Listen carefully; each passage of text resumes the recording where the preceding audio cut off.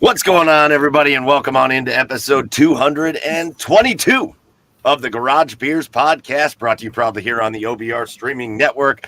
Go follow the OBR at the OBR on the socials and get to the OBR.com for all the best Browns coverage and to hang out with us. And make sure you get over to the socials at the Garage Beers everywhere, TikTok and Twitter and Facebook and Instagram and all that. And make sure you're following the show for all the latest and greatest Garage Beers news and interactions and all that stuff. With you, as always, I'm your host, Michael Keefe at Garage Beers Mike. And joining me over on the east side of Cleveland tonight, he's out on the porch. He's having a snack. You can find him online not at Just Don't Get Hurt, but at Garage Beers Chad at Chad Meyer. What's up, Chad? Where the fuck is Joey? He's coming. Oh, he is? All right. He'll be here. Right. I don't know if your microphone is your microphone plugged in? I don't think your microphone's plugged in. I don't think it's Hang on. Un momento, por favor. Now it just sounds like you're yelling at me from the porch. Yeah. 222 episodes of this, and we're still not plugging in our microphones. Just wait. I'll probably talk on mute at some point. Say it again. Here we go. Hey, how you doing, Chad? Whatever. Fine. Go ahead. That's how you start a podcast right there. Whatever. Yeah. I don't even care. No. Warm out today. Warm yesterday. It'll be warm again tomorrow. That's about how I'm feeling. It has been. Yeah. I'm good. I'm in a good mood. You know what I did? I got my cold plunge back. Ooh. Got my cold plunge back. Were you not doing it? I was not. It had a leak in the seal around the drain, so it just kept. I could use it once. Then the next time I went to go use it, it was drained. I couldn't use it, so I had to get a new one. Got in today, assembled today. I'll have to wait till tomorrow to do a plunge, but I'm happy. Today, you just sat in some hose water. Just sat in some hose water today. Yeah, just put the whole hose on over top of my head. Like here I am. I call this the wet dog plunge. Yeah. Hey, Chad, remember that question you asked before? Yeah. Ladies and gentlemen, Oh. welcome in to the show. A guy that is supposed to be here most weeks. Joey Whalen, what's up, Joe? It just depends on the weeks, fellas. All right. I got a question. At what point is a beer like too old? Never. Well, that's not always true. Like, do you go by? I know you don't go by the date. Never go by the date. But like, what grace period do you give that date? You go by the smell. A year? Yeah, I go by the taste. 2 years? Taste it? I don't think it matters. Okay. I mean, I've had some old beers that tasted just fine. That's true.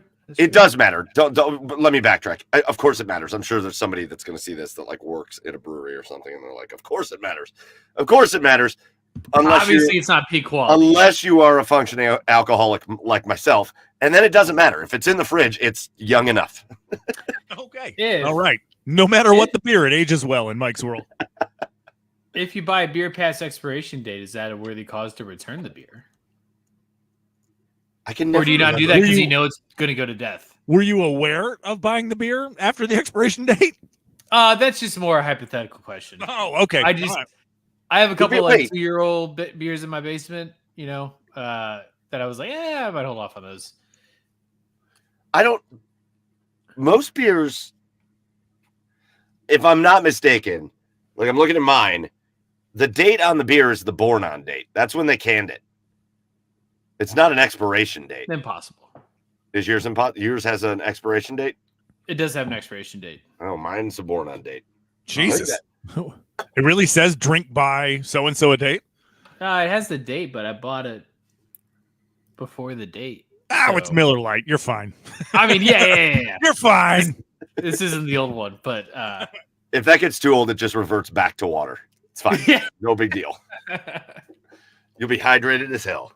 Hell yeah. Welcome back, Joe. Chad, what's going on, man? Listen, tonight's show is going to be a blast, and we're kind of going to hit on everything because there's been at least one significant news cycle situation With everything. with kind of every sport that we cover.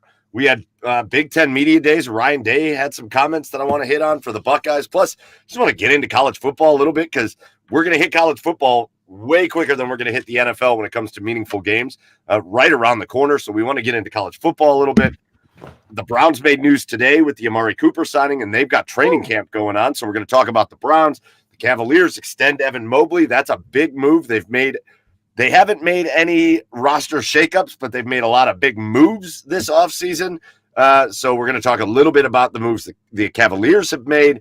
The Blue Jackets have a head coach, and I cannot wait to dive into that conversation and the comments that their new head coach made in his press conference, because there were some things that really got my ears perked up and some things that made me really excited as a Jackets fan, as kind of what I want to hear out of my coach. So we're going to talk about that.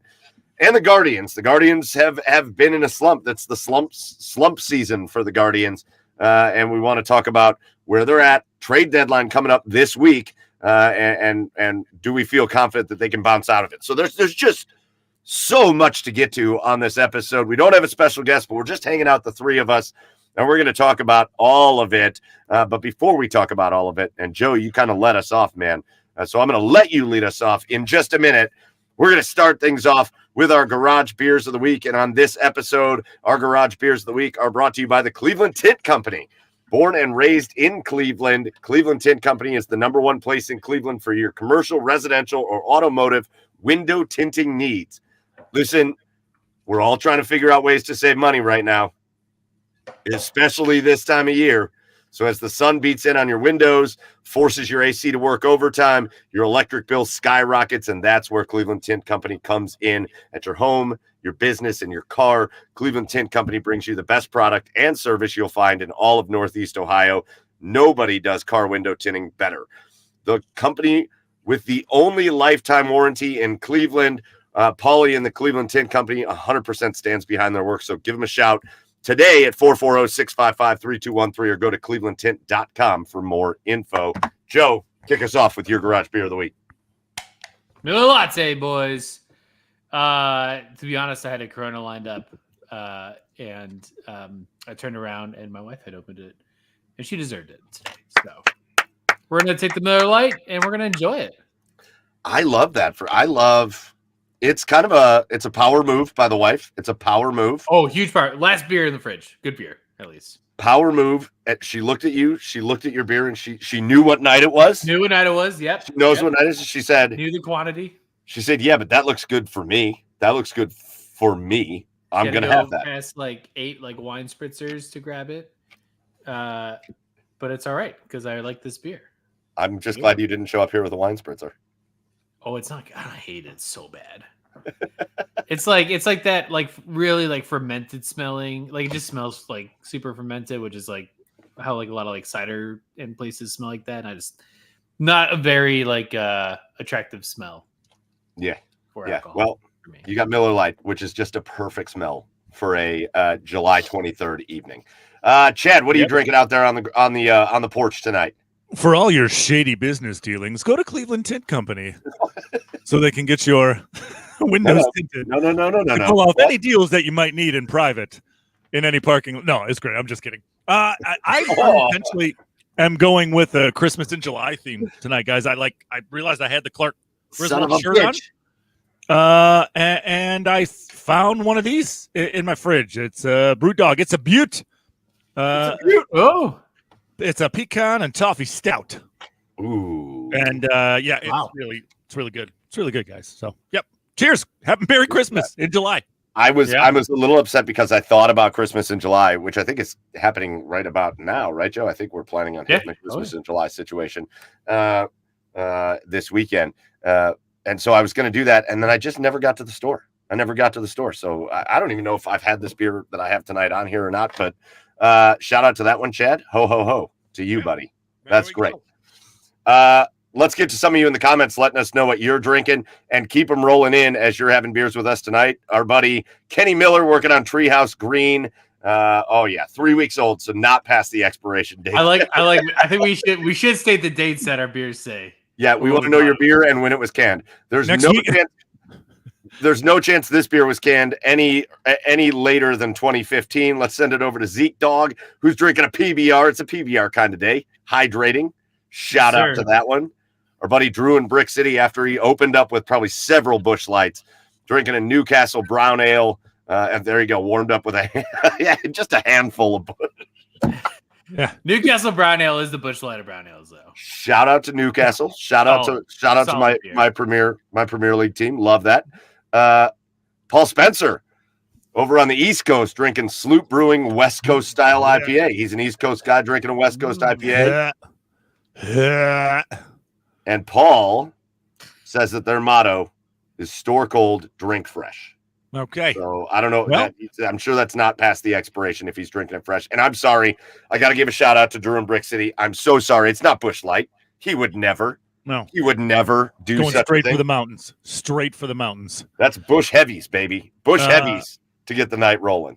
Next week, be sure to stay tuned next week, folks, as it's going to be expired beer night here on Garage Beers. Do we take the oldest beer that we can find and and give it a drink? I like it. I have finally aged this Stroh's. And God. No, I'm just kidding. So I went in my fridge and I was like, well, shit, I think I've had all of these on the podcast before, and the fridge is run a little bit low on beers. And I believe, if I'm not mistaken, this is a Seattle brewery. So I think I grabbed it out there and then just threw the extras in the suitcase and flew them home. But this is from Georgetown Brewing Company in Seattle, and it's the Bodhisattva IPA. Ooh. Okay. All right. So I have to tell you, Joe, and I don't know if you noticed this when we were out there, but this was the most common beer I saw in Seattle everywhere. The Bodhisattva? Yeah. I did not see that. It was anytime I wanted to get like beer somewhere, or I was looking at the beers in the store or whatever. It was the Bodhisattva was always there. So I think it's a real popular beer in Seattle. It's just a nice, kind of a normal IPA. I would say truth kind of. I would say, it's somewhere in the middle of it's not a real piney, crazy West Coast IPA, but it's certainly not a juicy, hazy IPA. It's just kind of a crisp, summer, delicious IPA. Love some crisp IPAs. Okay. And I'm going to enjoy the hell out of a couple of these tonight because I need them. Those are our garage beers. You guys keep putting yours in the comments and let us know what you're drinking tonight. And then stay in the comments. Join in the show, whether you're watching us on YouTube or whether you're watching us on Twitch or Twitter or whatever we're calling it, X. If you're over on Instagram, I'll try to remember to come over and look at the comments because I got to look at them on a separate screen. But wherever you're at, join the show, jump in the comments, be a part of the show tonight. We want to have you on. Those are our Garage Beers of the week. And now it's time for us to jump in to episode 222. And boys, I kind of want to start tonight's show by doing like a premature cheer of the week, if you will. Oh God. Wow. But I want to spend a minute on this because, boys, I got the chance. I got the chance 2 nights ago, and now I'm like Ashy Larry from the Chappelle Show, where I'm like scratching my neck.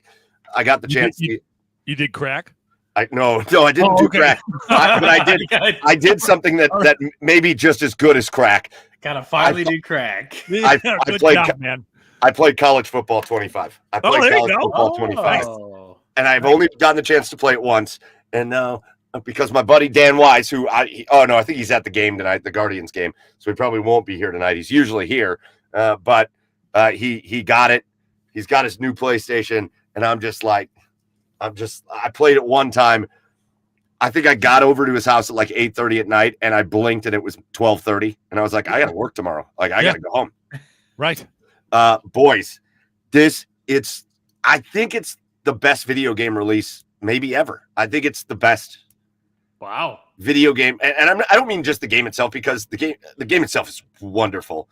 But just like 8 years of not having it. I think it was it 8 years? Was it more than 8 years? I think it was 8 years. I think it's more. 14 was the last one, so more than that. So 10. 14. Yeah, 10 Okay. years. Okay. 10 years. 10 years of not having it. And then this build up to getting it back. And then it was a couple years ago that they announced that it would be back. And then it's back. Every guy that's about our age that I have talked to has all said the same thing. They either are waiting to get it or they already have it. And they're all staying up. Like, I don't know that there's ever been a time where a group of like 40-year-old men has just been staying up until like 2 a.m. every morning playing a video game. I immediately ordered a new Xbox. Well, here's the deal. I have an Xbox, but it's like the old version, and Right. this game will not download on it. Yeah. Right. Same here. That's what I got to do. So I immediately bought a new Xbox, and it should be getting here in the next 2 days or so. And I'm going to be just like tucked away for like months. Boys, it's unbelievable. It's unbelievable. Yeah, I've heard nothing but glowing reviews about it. I can't wait to play it myself.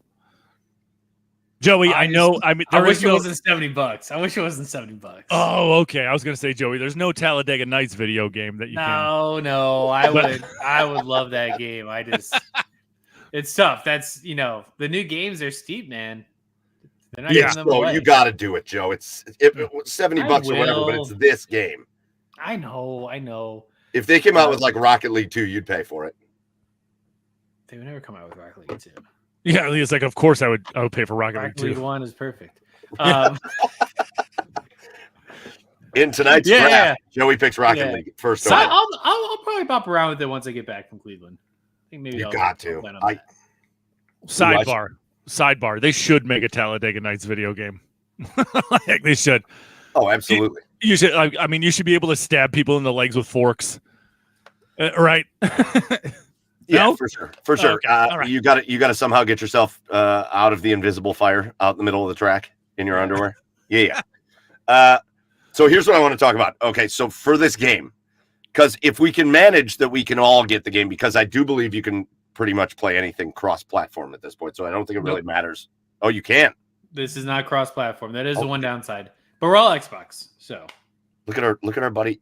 Hold on. Look at our buddy John Doss. Don't besmirch damn Rocket League. straight, John Dawes. Oh God, John John Doss Doss. besmirching, but this is so much better than Rocket League. What are you? No, talking you about? besmirched What are game you plenty. talking about? John Doss. But are you taking John Doss? Are you taking Rocket League #1 in a video game draft? No, That's the real question here. because Joe is Yeah, on multiple It's a great occasions. game. Right. It's so technical, It's Just- nonstop action. John Doss just jumping in here. Our buddy John Doss from Channel 5 just chucking in the word besmirch in the comments. I wasn't ready for That's a that. big word for you, yeah. Mike. Enhancing I'm the proud of you for vocabulary of this pronouncing it podcast. It's weird. I wasn't ready for that. Yeah. Listen, we get this comment every once in a while. I love to address it, though. I don't see any Browns. Hey, Glock, we will get to the Browns. We don't just talk Browns on this podcast. We will get there later, and I promise it'll be fun. Just hang out. Here's my question, though. You get this game, and you're going to sit and play it forever. Yeah. What's the acceptable way to do like the dynasty? What are you going to do with the dynasty? And what I mean is, like, are you going to pick your favorite team? No. Are No. you going to pick the team? Are you going to pick the team that, like, the stadium that you want to like have your home games in the most? Nope. Are you going to No. pick Power 5 so you have better chances at things? Or are you picking like the most Penn State Gold random? Flashes, baby. Yeah, are you picking some random school that you're going to try to build up from a 0-star program to a national title powerhouse contending team. Anytime I always played that game, it was always the most random, like group of 5 school that I could like Southeast Louisiana State, and I won like 5 national championships together. And yeah, so like here we go, Raging Cajuns. It's time to strap up and get going, boys. All right.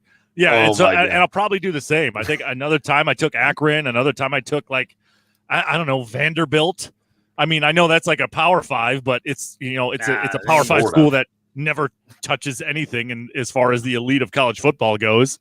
So yeah, I always pick the random like just shit football programs and turn them into studs. Browns Bandito's ready to follow the Grand Canyon journey to the. Oh, dude! Oh my God! If they had a football team, the Purple Havocs would be it. Like they would be the first team I'd play because that fan base rules. It rules. You can be a BYU all-star. And you know what? But you can't. You're not allowed to play any game before 9 p.m. I was going to say, and I would kick off at 9 p.m. every night. Every night. Boys, I don't know. You know what? You know what though? I didn't even like playing the games. I could just sit there for hours and recruit. Like I don't even need to play games. I have heard, and again, I haven't had the chance yet because I just got to play it one time, but I've heard that the recruiting is just so much more in depth now. It's just crazy, and this is gonna be like a damaging situation. I'm gonna have to like. Yeah, you got a foot boner. I can see it. You got a football boner. I'm gonna really have to separate myself at times. I'm gonna foot boner. I don't know. What the hell are you talking about? Sick. The hell? Yeah, I'm ready. Whatever we got to do, we got to get like a Garage Beers dynasty going though, and we'll have like a sign up online. If you want to be part of the dynasty, we could jump in and we could do a Garage Beers dynasty league. That would be amazing. Let's go. That would be amazing. Let's do it. All right, so let's talk. I wanted to just kind of jump right into that and then go into college football because, again, that's right around the corner. We've just had Big Ten Media Days. Ryan Day was talking. Some of the Buckeyes players were talking. And I'm really starting to get excited. I'm starting to get excited for college football season. I'm starting to get excited for all the changes. I know the conferences are weird, but who gives a shit, right? Like, who cares anymore about the fact that the conferences aren't geographically centric to anything or whatever? We got some great matchups coming up this year in all the conferences. There are just going to be some wild matchups that we haven't had before, whether you talk about the SEC adding Texas and Oklahoma, whether you're talking about the Big Ten adding Washington and USC and Oregon, the ACC even. That'll be a fun division to watch. It's just, I'm so excited for college football. I'm so excited for the Buckeyes, man. Although I will say I'm a little nervous. Because the expectations for the Buckeyes are just massive. Yeah, 100%. After all their offseason moves, after the NIL money that they spent to bring all of these, to bring all of these 5-star, 4-star, 5-star players in, not only in recruiting but in transfers, the expectations are super high. It's you have all the talent in the world, you have a first-class roster, and now it's just a matter of can you go out there and execute, right? Because a team up north is waiting. Again, they're waiting to beat the shit out of you at the line of scrimmage. Can you be physical enough? Can you turn it around? I mean, that's because let's be honest, that's really the only test. Yeah. I mean, you might get a little bit of a run from Penn State, but it's really the only test for the Buckeyes. It's all about that game on November 30th. That's it. I think you might be missing that Oregon game. Huh? I think you might be missing Oregon as a test. Oh, yeah. I totally forgot they're in the Big Ten this year. Okay, so you got a couple of so you got two. All right. So you got two big matchups this year. That's it. But you can beat a team like Oregon, right? You have enough talent. You can beat a team like Oregon. Oregon isn't a team that wants to just beat the shit out of you at the line of scrimmage. Oregon is also, and ever since Chip Kelly has been there, they've always been that finesse team. So, I mean, you can beat Oregon, but it's just, can Ryan Day get over of Michigan this year? Yeah, and again, this feels like it's going to be the year you're going to have to get over the hump to beat Michigan, which God, after 2 decades of not ever losing to Michigan, it's just wild to be on a losing streak to them. But again, Michigan lost a lot of players.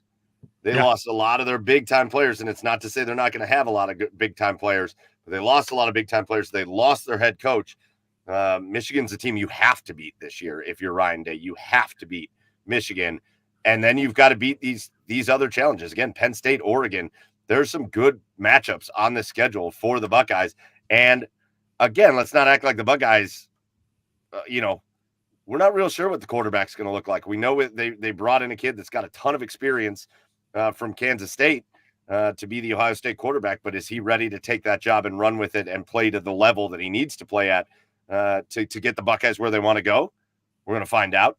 You obviously lose Marvin Harrison, and I don't think anybody's worried about the wide receiver room because it just reloads and reloads and reloads. But, the expectation should be there, but it also makes me a little nervous that like everybody's picking them to finish first, like a runaway first place in the Big Ten. Everybody's picking them to be a top seed in the playoff. They're going to be a hugely popular national championship pick, and I think they have stuff to prove. I think they're going to be learning. You not only do you bring in a new quarterback, you bring in Chip Kelly as a new offensive coordinator, and I think that's easy to get excited about because Chip Kelly's done amazing things with offenses. But is it going to click the minute he gets there? Is it going to click season 1? Yeah, I mean, obviously those questions are going to be answered once the season comes around. But when you talk about Will Howard, if indeed, which I mean, I think he will be the starter. He's a good quarterback, and this is going to be the best set of weapons that he's ever played with. Yeah, well, right? Yes. Yeah, I mean, obviously, Kansas State. He had to do a lot of it himself. He had to try to make those receivers better, and a lot of good quarterbacks do. And Will Howard is a good quarterback, but when you have the talent that you do on the offensive side of the ball here, you just got to get him the football. And Will Howard is very good at doing that, and he can make plays with his feet too. So, I'm not confident in Will Howard that he can execute the offense, this complicated Chip Kelly offense. But I'm curious to see what he can do because the talent is there. But I'm curious to see what he can do with this skill set around him. Yeah, it's going to be. I don't want to make it sound like I'm not really all that nervous about Ohio State. They're not, like you said, Chad. Even with the couple challenging games on the schedule, most of the games on the schedule are going to be games that, not to say they're not going to get challenged because Ohio State's always good to like play Indiana in a 4-point win that you bite your nails off the entire game. They're always good for that. But these are games that Ohio State's probably going to win the vast majority of. And as much as I have a little bit of concern that, hey, maybe this Chip Kelly offense is going to take a minute for them to get into, I also think having a veteran quarterback is going to help. Having guys that have played really meaningful football is going to help. And if they can get that system going quickly, Ohio State I think Ohio State can be as highly ranked as this team is going to be going into the season and is going into the season. I think if they can get Chip Kelly's system implemented quickly and they can run it effectively, I think they might be better than what people think they're going to be.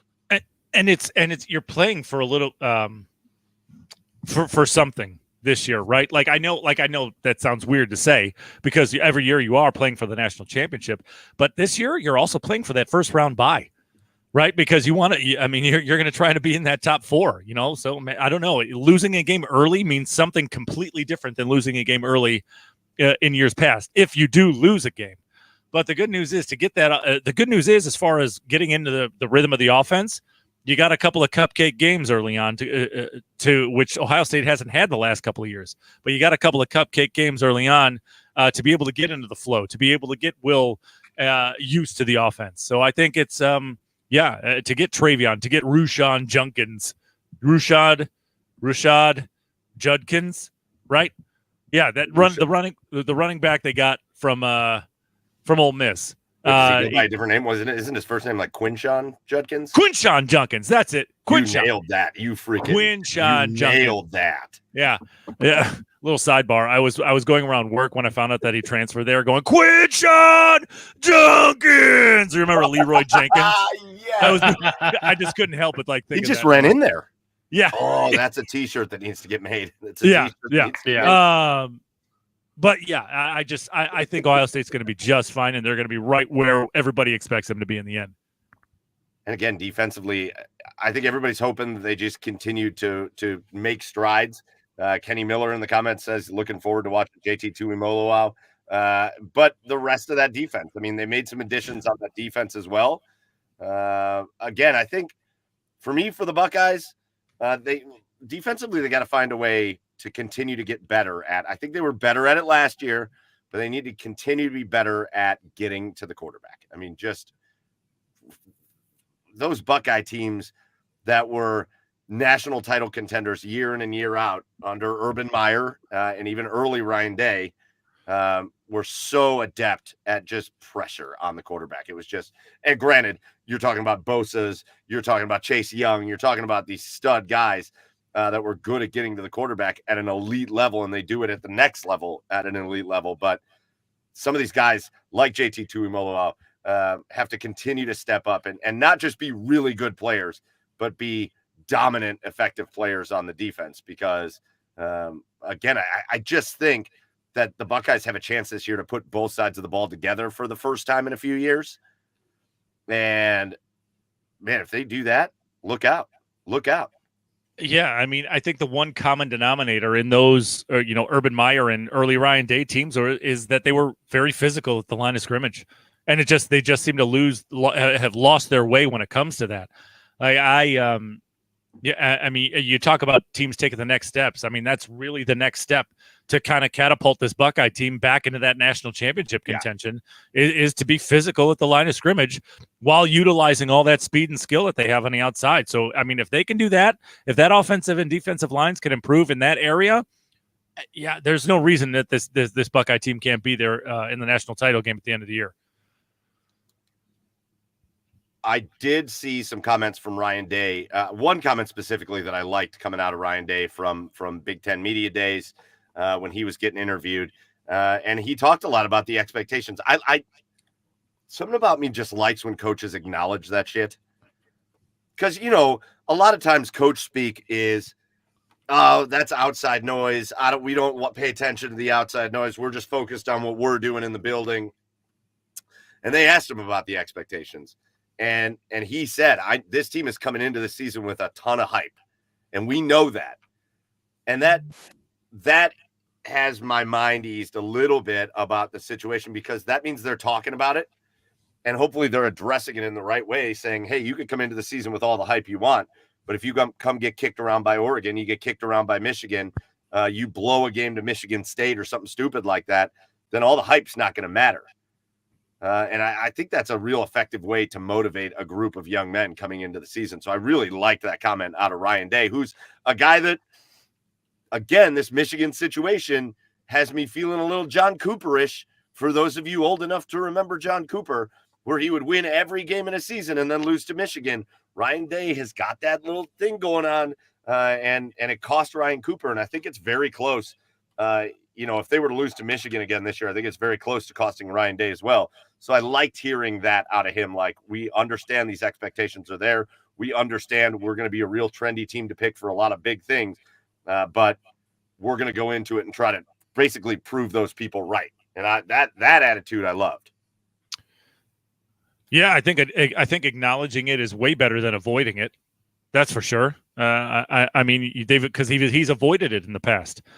So if he can face this criticism, this hype, these expectations head on, I think that's probably a nice, different approach for Ryan Day, as opposed to in the past. Because how many times have we said these last couple of years in this Michigan game that he's coaching scared? He's coaching like he doesn't want to be there. He's afraid of Michigan. So maybe this is a step in kind of getting back to that mindset, getting refocused, on that Michigan game and acknowledging that, yeah, listen, we got to be tough as nails. We got to beat the shit out of them like they have the last couple of years to us. So, yeah, I kind of like that attitude change in him for sure. Are we going to be just talking about the schedule for a minute? Because Ohio State, especially that early season schedule, is light as hell. Right. That's what I'm saying. I'm getting into the rhythm, man. It's Akron, it's Marshall, it's Western Michigan. That's the non-conference slate to lead things off. The past several years, they've always, they've had Oregon on a home and home. They had Notre Dame on a home and home. They've opened with some pretty big name programs. There's none of that this year. They're not opening with anybody. It's Akron, Western Michigan, Marshall. Then they get Michigan State and Iowa, who I think people are expecting Michigan State to have a little bit of a bounce back, but I don't think it's going to be that big of a bounce back.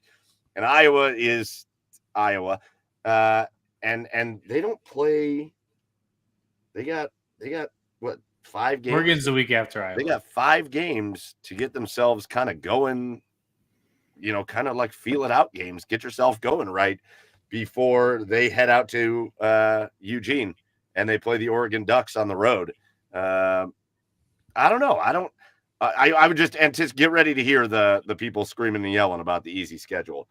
Even though I think when you play the schedule that they're, when you play in the Big Ten now, does the non-conference even matter that much anymore when you got to go through Michigan and Penn State and Oregon and, in other years, Washington and other big programs. I don't know that it matters as much with this new conference realignment. It never mattered much to me to begin with. Like even if the conferences were sitting there in the regular schedule, even if the conferences weren't all funky right now. Right, it's just because every funky conferences, funky cold conference. Because every team plays a lightweight non-conference schedule. Like I have a couple of lightweight non-opponents. It just the schedule just never it blew my mind when people always say, "Oh, they didn't play anybody." Yeah, well, here it comes. Here it comes. What? Tattoo Baker on X cake schedule. Yeah. That's it. Like, point to me any Power 5 school. Then name me any Power 5 school, and I'll point you the cupcake opponents that they're playing. I will. Yeah. Right? Any Power 5 school, name them, and then you'll go look at their schedule, and you'll see the cupcakes on their schedule. Well, listen, Ohio State's going to have it cut out for them because after they get through those first 5 games, they go to Oregon. They come home for Nebraska, and again, Nebraska's I think Nebraska might be the team along with, I don't know, maybe Ole Miss, that people are like really going high on. Like people think Matt Rule's going to have that Nebraska program like rolling this year, and maybe he will. But if he does, that little stretch of the season, Ohio State at Oregon, and then Nebraska at Ohio State, and then Ohio State going to Penn State, that little stretch of the season is going to be tough before Purdue, Northwestern, Indiana, and then Michigan to end the year. Yeah, I don't know. We'll see. I'm just excited. I'm excited for new. Sure. I'm excited for new with college football. I'm excited for the extended playoffs. Yeah. Get these teams in there. There's no reason a 6 seed can't win the national championship or a 5 seed or an 8 seed. Like some team's going to make a run. I'm very excited for this college football season. It's not just about Ohio State, but it's about everything. Just the changes and everything, the things that are going to look new and I think improved in college football. Yeah, it's my favorite sport on the planet, and I cannot wait. I cannot wait. You don't have to because it's on its way. So, anyways, go. We got some buddies. We got some Ohio State buddies that we're gonna try to get on the show to maybe talk a little bit more in depth about the Ohio State team before the season kicks off. And so we will work on that as much as we can. You're getting called out because the University of Florida apparently has a killer non-conference schedule. Miami, UCF, and Florida State. All right, so that's a good one. That's one good one. Miami hasn't been Miami for at least the last 20 years. UCF has a fake banner up that they won a national championship game on. And FSU, I'll give you FSU. Ooh, it's fighting words. Tattoo Baker. Chad wants to fight. Damn. It hasn't been. Miami has not been Miami. I mean, just look at the ending of that Georgia Tech game last year. Oh, it's so bad. Miami has not been Miami for at least the last 20 years. What are you saying damn to, Joe? I think the UCF comment. So Oh. Now you're trying to fight Joe, Chad. What? it's just they probably deserved a little more than they got that year. Sure, they had a great year. If anybody is going to give a team credit for hanging banners for no reason, it's going to be Joe. It's going to be Joe. Well, they don't deserve a national championship banner, but Yeah. they probably deserved a little more in their ranking. That's fair. Well, yeah, and then they got their dicks kicked in their bowl game. So like that. But you're not playing. I mean, you're spiteful at that point. I'm so excited for that conversation to end forever. Yes. And I think is this the first year? Yeah.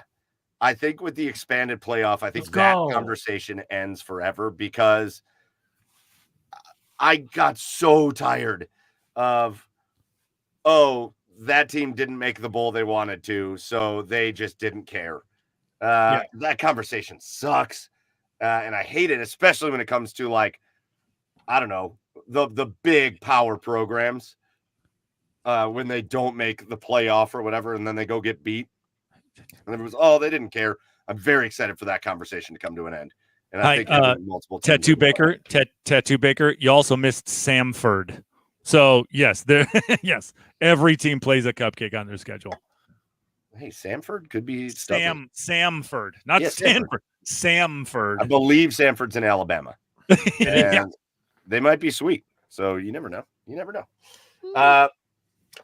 All right, boys. Anything else on college football? Did I like? We'll get into it a little bit more. We'll get into more in-depth Buckeye stuff, and we'll do an official season prediction. I do want to, before the season starts, we'll do our Garage Beers college football playoff prediction, which I'm sure all of us are going to get correct as we try to predict that.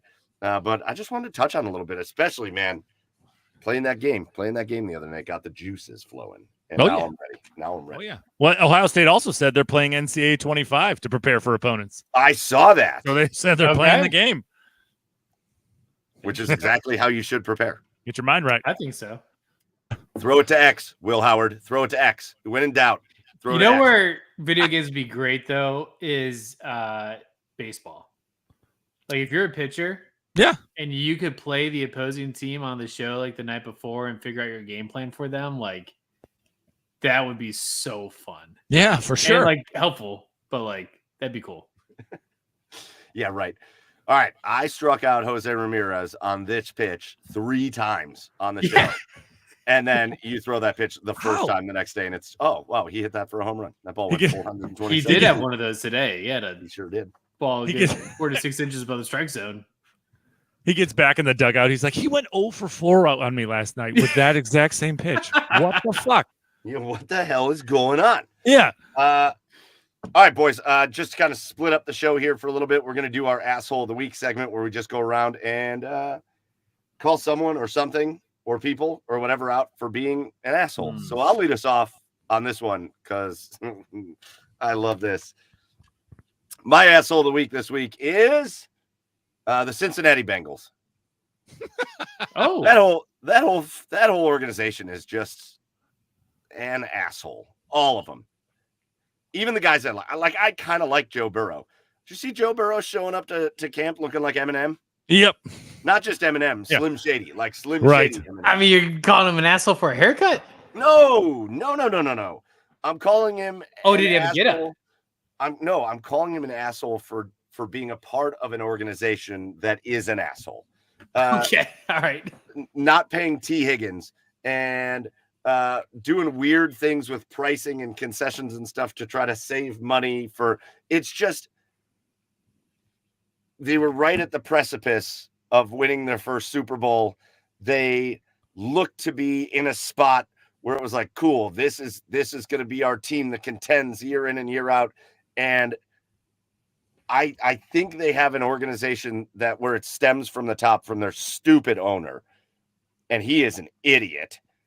And it just filters its way down through their whole organization where it kind of feels like this is what it felt like to watch the Browns for so many years, where it's like, man, that's just a dumpster fire at every level of the organization. They got guys talking shit about each other. They got drama happening everywhere. And I'm over here as like a Browns fan, like, man, that sucks. But I don't know. They're just an asshole of an organization, and they just continuously make stupid moves. And so I'm calling them an asshole because it's fun too. So they're my asshole of the week. Did Hulk Hogan just appear over my shoulder? Over here? I just saw a little Hulk Hogan back there. Oh, Patrick's down here. Oh, hey, Hulk. All right. Joe, who's your asshole of the week this week? Go ahead and give me the Olympics before it even starts. The cardboard bed thing, man, I just can't get behind that situation. They're doing it again in the Olympic Village in Paris. And I don't know. Is it like a housing issue, or is it like a anti like Olympic Village sex issue? Is that where they're going for with the cardboard beds? Oh, are they doing it again? They're doing it again. Yeah. They got the cardboard beds going. Was there some kind of like big Olympic sex scandal that happened at some point that caused? I do not understand this at all. I don't get it. Did they bang all the time in the Olympic Village? Let them bang. I know. They pass out like cases of condoms to everybody in the Olympic Village before they go in there. Look, they've been working their whole lives for this tournament, and like just let them do what they want. Like they know how important it is, and if they mess up, who cares? It's their fault. They'll live the rest of their life regretting that. But like cardboard beds, like these are like the best athletes in the world in their respective sports. You give them cardboard beds? Stop. Hey, I know they have you like a little like 2-inch foam topper on it, but like stop. Hey, I know you won the gold, but keep that thing in your pants, buddy. Yeah. Okay. Who are these? Who cares? That's a good one. They'll find a way. That's a solid one. Yeah, they will find a way. It's called soaking, and Chad can tell you all about it. It happens after 9 p.m. Yeah. Is that part of the BYU and NCAA. It's a staple at BYU. Yeah. Hey, just go shake the bed. The text in the game, you can like text between like players and stuff. Like, you going to the soaking party tonight? No, I got to study film. That's awesome. Yeah. There's a kegger. Kegger of Dr. Pepper. Yeah, just a keg of Kool-Aid. Oh God. Yes. You're gonna be my sixth wife. Chad, who's your asshole of the week this week? Mine's a post-mortem asshole just because I learned about him today. Timothy Treadwell. Have you guys heard of this guy? That asshole. Is he dead? Yeah, he's dead. He's dead. He's dead because of his own like dumbass mistakes. So after a near heroin overdose, he goes out to Alaska to live among bears, and he thought it was his calling. He goes and he lives among the bears. He camps like right in the middle of this bear sanctuary. He even gets bears playing with bear cubs, but he swore that he was always careful. He brought his girlfriend along with him. Guess what? He got eaten. All of them, both of them got eaten almost wholly by two brown bears. Like these brown bears' stomachs were full of human remains. Yeah. Because this guy went, oh, they won't hurt me. I live among them. They think I'm one of them. No, you fucking idiot. They're bears. They're wild animals. It's like people who think like, oh no, my dog's nice. You're fine. Then they go like bite the dog. No, these are still animals. They can go off anytime, right? No, you go and live among grizzly bears and you got eaten. Fuck you. You're a dumbass. Timothy Treadwell. Jeez.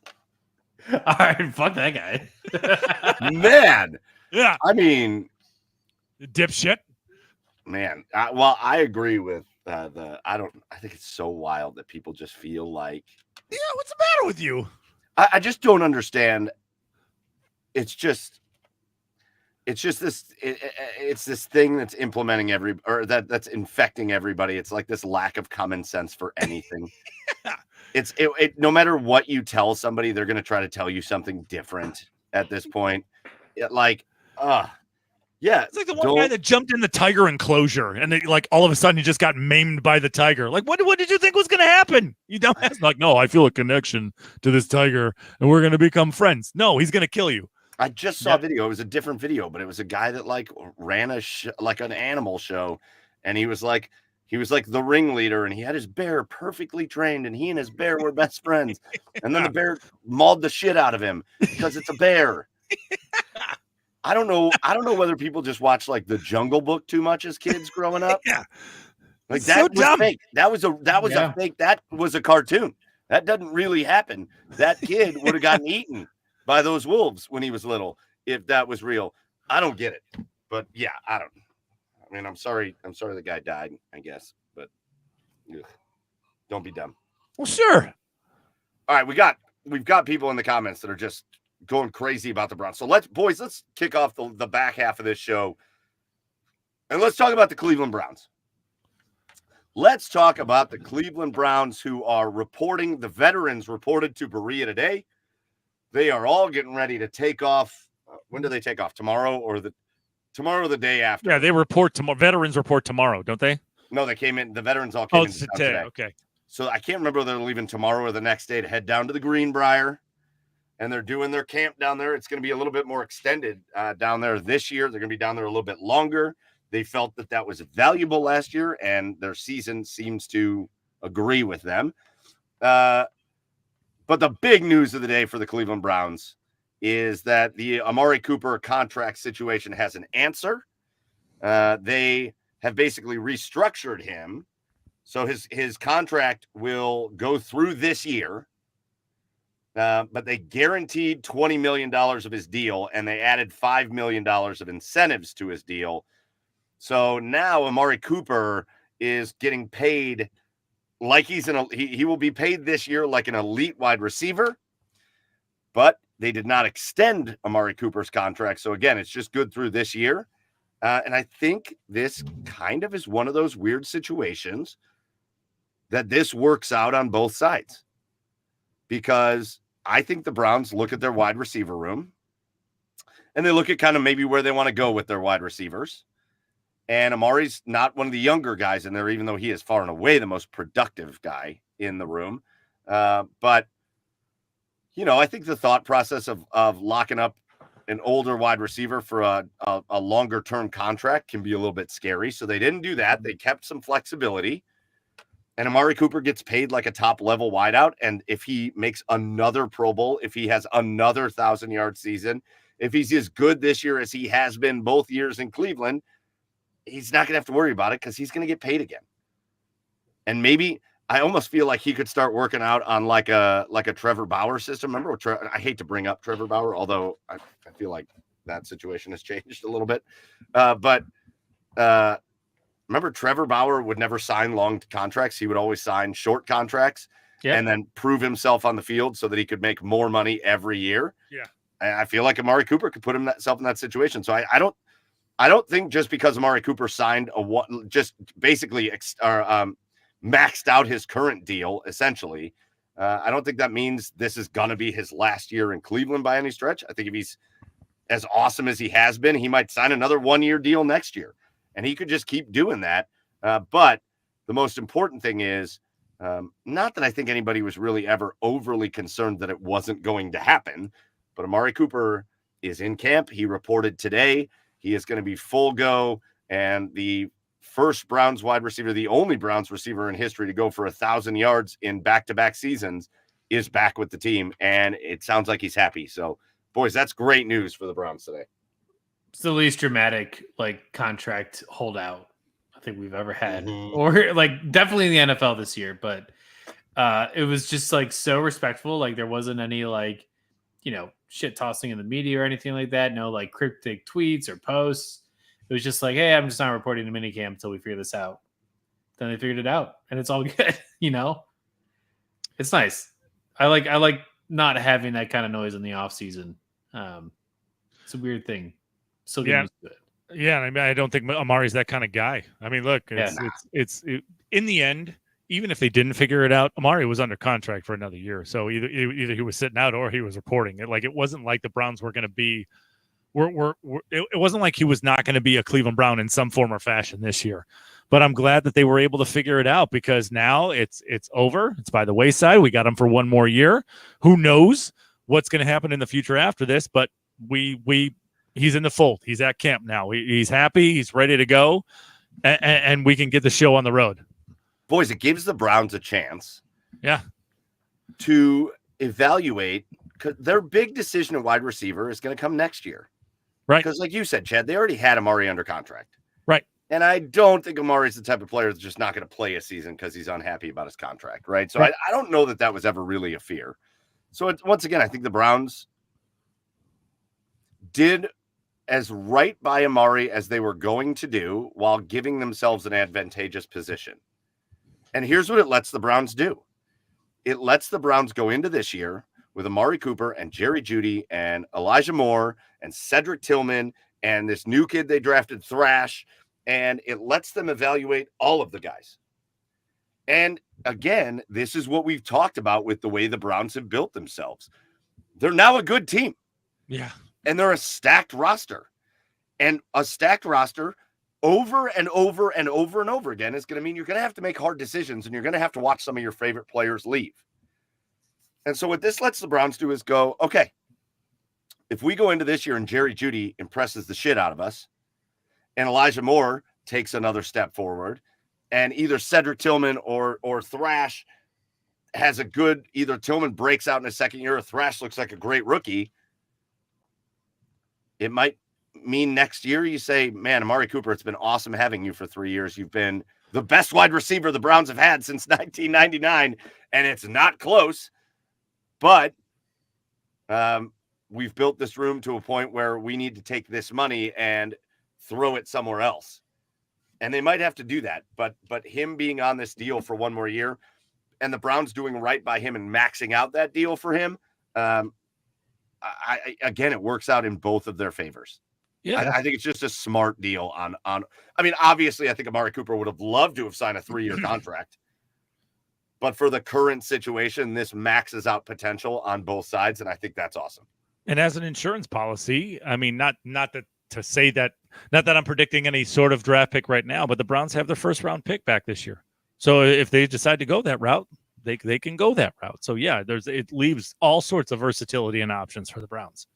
And that's what I can't remember who I saw it. It might have been Jeff Lloyd that I saw online talking about this, but you might not love everything that Andrew Berry's done in the draft because he certainly he's had hit and misses, but people act like that's not normal. What GM doesn't? I know. But Andrew Berry tends to get killed a little bit more on his draft than he does on anything else. There's not a lot of times in contract negotiations or situations like this that Andrew Berry doesn't come out looking like, wow, he worked the shit out of that. Yeah. And this is just another. Yeah. And he does it in a way that makes him look good on both sides. I think it's such a great quality. Yeah. Andrew Berry looks like a guy that players want to go play for as a GM, right? Look what he did. Remember what he did for Joe Flacco last year. Flacco didn't play in that Cincinnati game and he was owed a bonus if he played, and they paid him the bonus anyways. Right. So he's like a player's GM, but he also gets what he wants. And it's such a unique skill set he has in these negotiations. You can talk about his weak points, but I think this is definitely his strongest point. When you get into these negotiations, Andrew Berry always does something really well. Cap manipulation is his specialty. It is his specialty. Yeah. So Amari Cooper locked in for this year. And again, I also love with a veteran player like Cooper, who doesn't have a crazy injury history or anything. I love loading his deal with incentives. So again, Amari Cooper can make millions of dollars more if he hits certain incentives. So I love giving that, like dangling that carrot out in front of him, because I think Amari Cooper's motivated enough as it is, but give a little extra motivation and let's see how special this dude can get this year. And I think that's what we're getting ready to see. Along with the other weapons, this Browns offense, again, I know people are going to talk about Nick Chubb, and certainly it's going to matter when he comes back, but I think they did a really good job of revamping that running back room. So there isn't just one option. There's a lot of options in that running back room now, and the receivers are wild. And if the offensive line stays healthy, it's good. And this is all going to come down to that guy at number 4 to see if this offense can do, and Ken Dorsey and how he revamps the offense, because God, this thing on paper just looks like this team should be scoring 30 points a night. It's like on paper, it just looks like it should be easy for them to score points. So we'll see what they can do. Again, heading down to the Greenbrier. So training camp, Chad, we talked about this in our summer draft. One of your favorite things of the summer, NFL training camps coming back. What are you trying to learn? What are we trying to learn, boys, through various reports, through our boys at the OBR, Fred Greetham and Brad Stainbrook, and all of our guys at the OBR, or all the other people that cover the Cleveland Browns, what are we trying to learn about this team through training camp this year?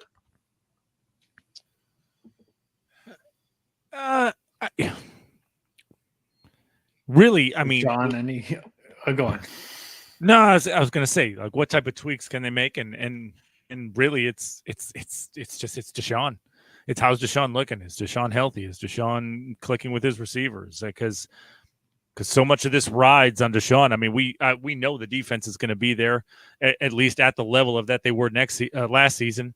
So it's just a matter of, can they take it to the next level this coming season? What's Jim Schwartz going to tweak to make to improve things this year? But yeah, it's just Deshaun Watson.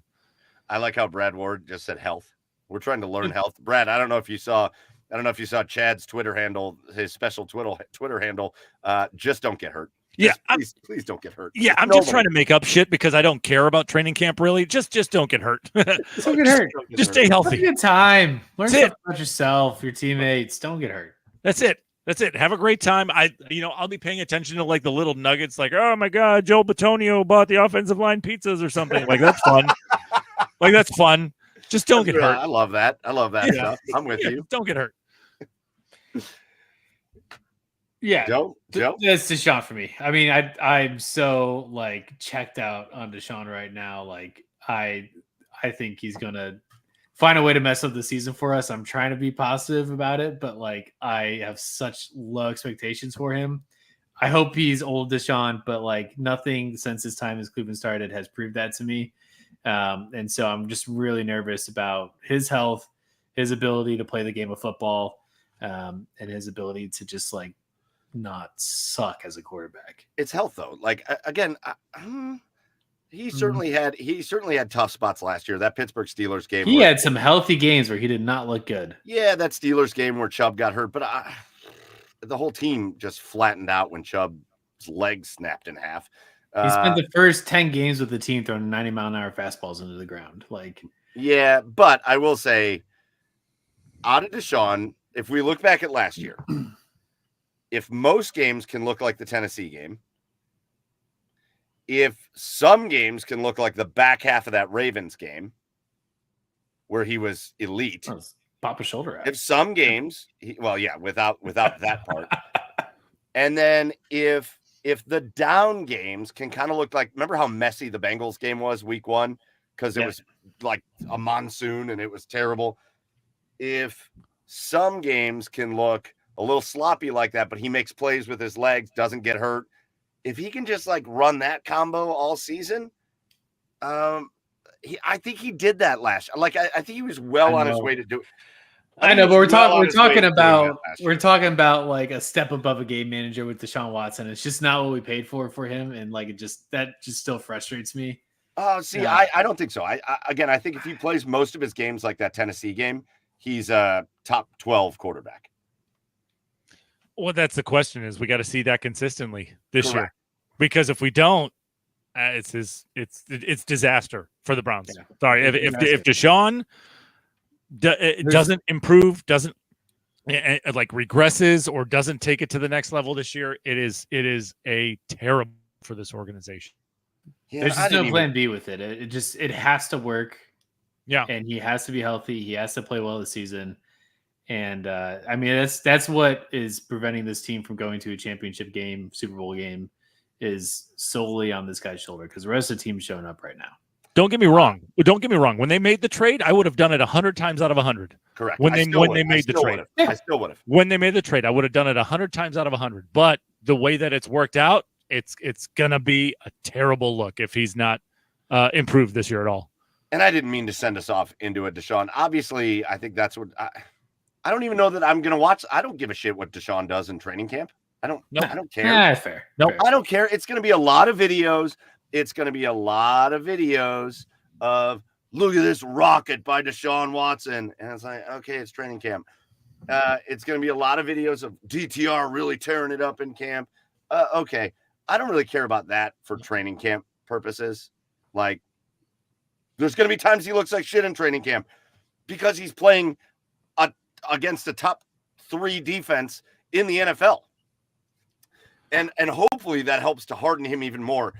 I think if Deshaun Watson stays healthy, I think there's a lot of reasons to be excited. I think he flashed that last year enough and more regularly than I think people give him credit for.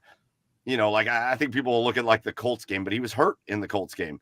And then he didn't finish it out. I think he flashed it more regularly last year than we give him credit for.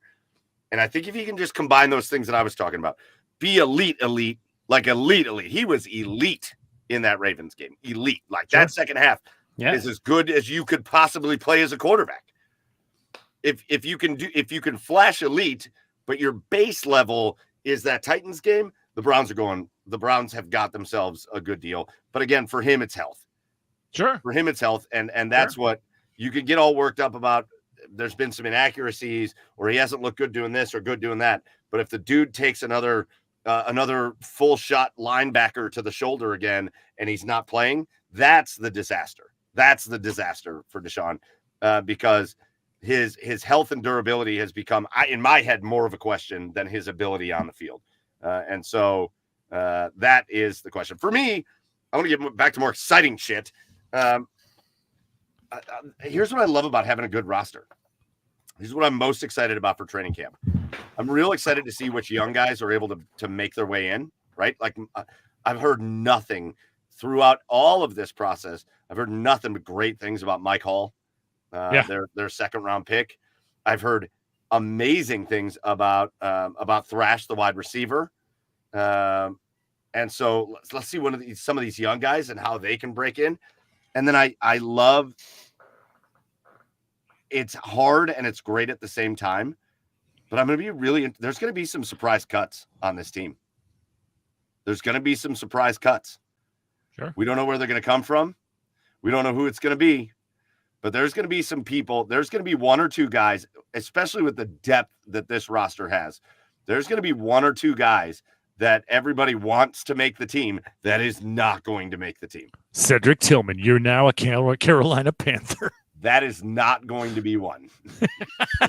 That guy is not getting cut. I know. I do think I'd keep an eye on the depth at that defensive tackle position. I'd be surprised. Maybe Siaki Ika just looks like he doesn't belong, but maybe he does. I'll tell you what, if Siaki Ika goes into camp and looks like he can be a viable depth piece on the roster, I think some of these guys that we really like, I think a guy that we really like Maurice Hurst, could be in trouble.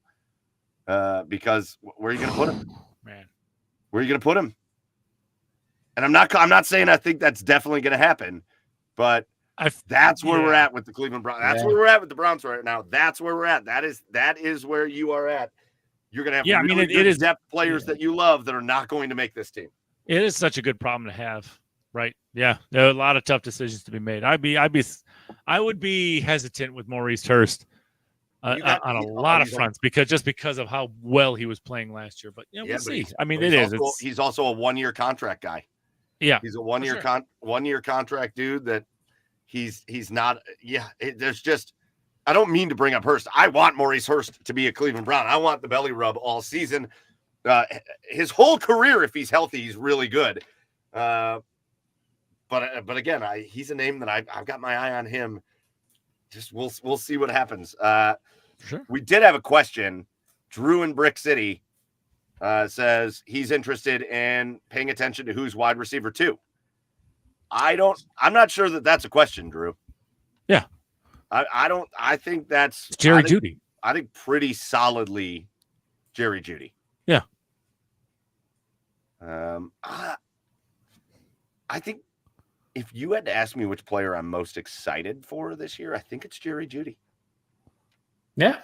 I think Jerry Judy's going to show that he's more than what people make him out to be.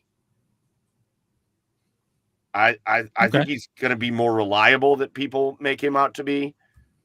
And I think he's going to be playing in a much better situation than he's ever played for in Denver.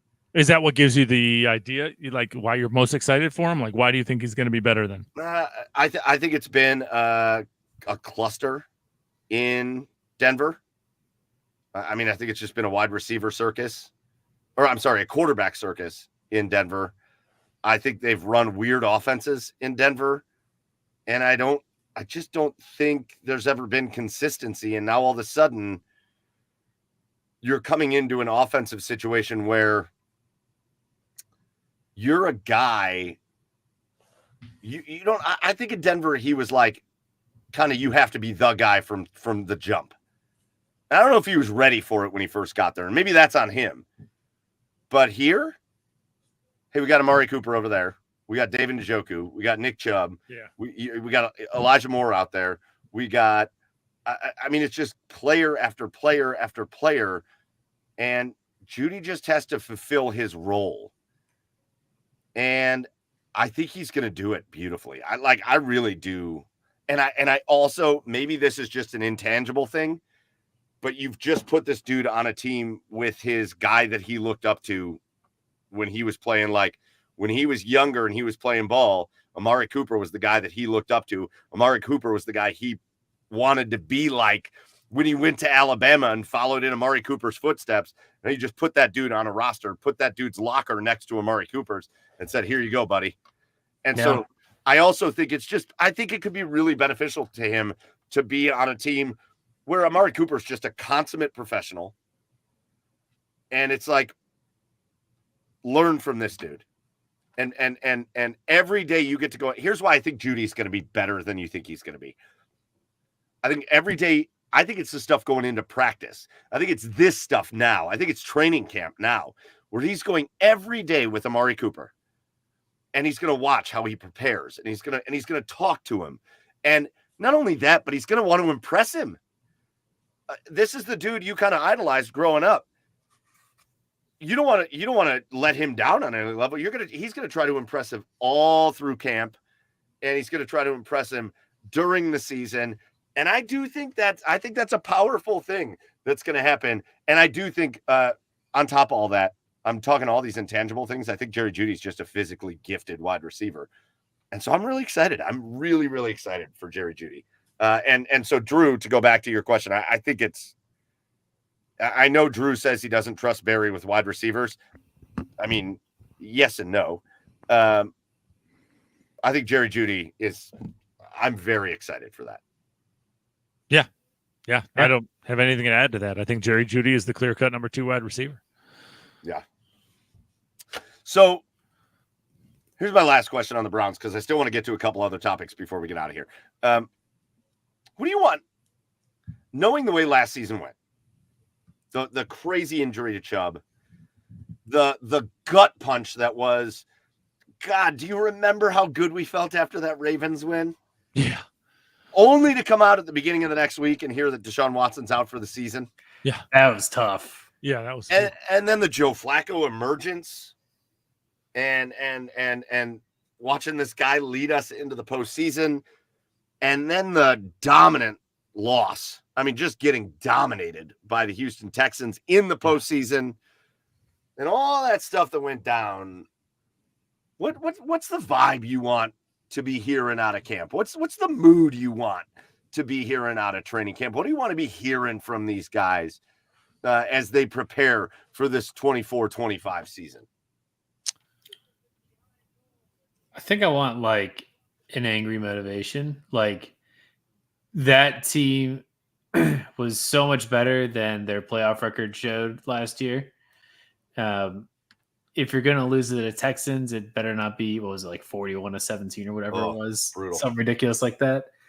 Like, if I was a player, that I would just be pissed. I would have spent that whole offseason just thinking about that. Like, I would be wanting and just like salivating at getting back out in the field and trying to do better than we did last year. Because that's just with all the adversity the team faced last year, to go out like that, it's got to be so demoralizing. And to just know that, you've played so many phenomenal games with so many difficulties against you. I don't know how to say that. That like you still came up short. Yeah, I would just be like an angry motivation. I would love to see out of this team, like focused, like we're better than this. Like, we're gonna prove it this year. Yeah, I mean, I share that same thought. Just, I mean, the way last season ended had to leave such. I mean, it left the sourest taste in my mouth. I mean, I could only imagine how the Browns feel about it. So yeah, I mean, I expect it to be motivated, but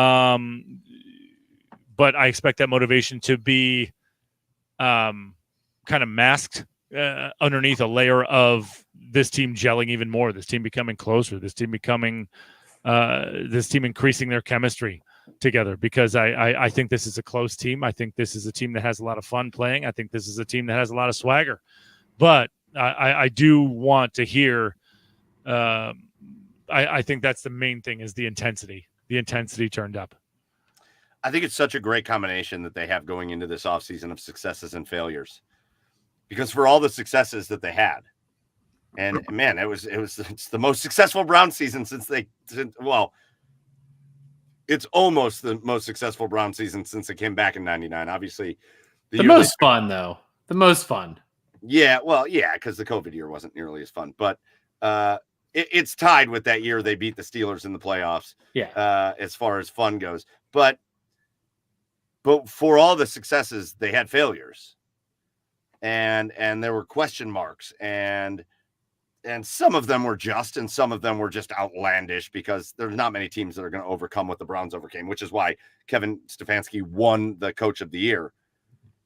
But the Coach of the Year also had to fire his offensive coordinator, and they had to bring in a new offensive coordinator, and there were enough failures that I love that combination of, man, look at how good we were, but here's where we let ourselves down. And here's where we got a dude lost his job because of letdowns, and we had to bring in some new staff members because of letdowns. And I think that just creates that extra motivation. And that's the stuff I want to hear. So I'll be real excited to hear what Stefanski, two-time Coach of the Year, and his new offensive coordinator, Ken Dorsey, come up with, because that's, again, very much like the Buckeyes conversation with Chip Kelly. That's an element of this season that's just, I'm so excited to just see a revamped, renewed offensive vision for both of those teams. And the Browns certainly could use it. So, Browns training camp getting ready to get underway. Again, veterans reported today. The OBR is going to have all the news that you want from the Greenbrier, from training camp. So make sure you get to the OBR.com and you are tuned into everything Cleveland Browns. And of course, with us here, as we get closer and closer to Brown season, we'll try to get some Browns guests on to talk more Browns. We certainly will have our friend Cameron Justice on before the season to do our schedule game. And we'll get you all prepped here on Garage Beers for the Browns season. But we're going to move off the Browns for now, and we're going to move into hockey for a minute, because big news for one of our teams that we cover here on Garage Beers, the Columbus Blue Jackets, after a lengthy coaching search, have finally landed on their next head coach after some real turmoil. When they parted ways with John Tortorella a few years ago, you bring in two first-time head coaches that neither one of them got a long time, but they also didn't show that they should have more time. In Larson and Vincent, the Columbus Blue Jackets go out and hire a veteran coach. The last time we saw him coaching, he was coaching a team that had 100 points in back-to-back seasons, I think, in Minnesota. Dean Evison is the next head coach of the Columbus Blue Jackets. Boys, Chad, start us off, man. When you saw this news roll through, was it yesterday? Yesterday. What were your thoughts? I loved it. I mean, I don't know. I posted it on TikTok and Twitter on the show as TikTok and Twitter at the Garage Beer. So go check it out there. But yeah, I love it. I think this is exactly the type of guy that this team needs, that these young guys need. This guy seems to have a good mix of being a player's coach and being kind of a hard ass as well. I mean, this team, historically, this team has done its best when it's under structure, when it's under discipline, when it's under accountability. And I think that that's what Dean Evison's going to bring. He brings experience. He brings development of the young guys and getting the most out of his players. I don't know if you guys know this, but there's a guy in Minnesota named Kirill Kaprizov. I'm Who sorry, that sounds like something you just made up. Yeah, no, totally made up name. But yeah, he molded that Minnesota team, that young Minnesota team into what they are today. He also takes credit for, because he was with the Washington Capitals when Ovechkin came in the league, and he worked with Ovechkin too, and now you see what Ovi's turned into. So yeah, this is a guy who knows how to get the most out of his players. He's experienced. He knows how to run a locker room. He's everything that the last three coaches weren't. So, so yeah, I'm excited about the hire. I'm excited where this team's going to go. Everybody talks about, I think what happened in Minnesota, because I couldn't find a clear answer when I was looking up. I was just going to ask you this question. I couldn't find a clear answer why he got fired in Minnesota. But from what I gather is, he made the playoffs every year he was in Minnesota. Just couldn't get out of the first round. So I think the combination of that, combined with 7 straight losses in the beginning of that last season he was with Minnesota, I think they kind of felt that it was time for a new voice in the locker room, and it's on record as Bill Guerin, the GM for the Minnesota Wild, didn't want to part with Evason. It was hard for him to do. In the meeting that they had after the game, and even Evason was out of answers. I mean, he's quoted as saying after a game, he's like, "We got to change something. I don't know what." So yeah, I think they felt it was just time for a new voice, which happens. It happens in every professional sports league. Coaches are hired to get fired, so it happens. So, but luckily, the next step for the Jackets is developing, winning hockey games, getting back to the playoffs, and Dean is very, very good at that. So I'm excited to see where this team goes. Real quick, Chad. Let's look back at, he got brought in 2019, 2020. Obviously, COVID happens.